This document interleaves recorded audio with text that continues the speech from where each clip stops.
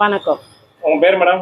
என் பேர் வனிதா, தேனி மாவட்டம் போடி நாயக்கனூர். என்ன மேடம் கடை? கடை ஃபுல்லா கேப்டன் படமா விட்டு பயங்கரமா டெக்கரேஷன் பண்ணி வச்சிருக்கீங்க. என்ன மேம் இது, கடையா என்ன மேம்? இது கடை இல்லை சார், இது கோயில். நான் கோயிலா தான் நினைக்கிறேன். கோயில்ல தெய்வம் தானே சார் இருக்கும், அதனால தெய்வத்தை நான் வச்சிருக்கேன். நான் கடைக்கு வர்றவங்க கூட கேட்டாங்க, என்னங்கக்கா நேருக்கு நேரா வச்சிருக்கீங்க, அங்கிட்டு சாமி இங்கிட்டு இவர் வச்சிருக்கீங்க அப்படின்னா, அதுக்கு நான் அர்த்தம் சொன்னேன். என்னன்னா, நீங்க தெய்வத்தை நேர்ல பாத்திருக்கீங்களான்னு கேட்டேன்.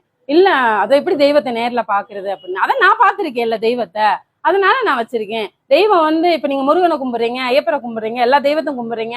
தெய்வம் வந்து நேர்ல வந்து உங்க முன்னாடி காட்சி அளிக்குதா? இல்ல.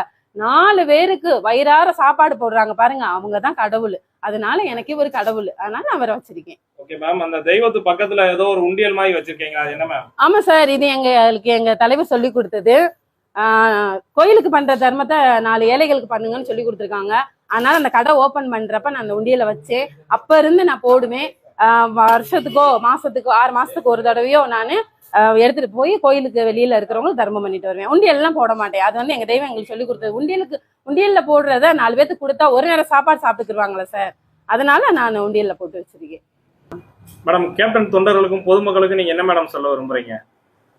நான் ஒரே ஒரு விஷயம் சொல்லணும்னு ஆசைப்படுறேன். அவர் சொன்ன மாதிரி கோயிலுக்கு பண்ற தர்மத்தை கோயிலுக்கு போய் தங்கமா கொண்டு போய் கொடுக்கறது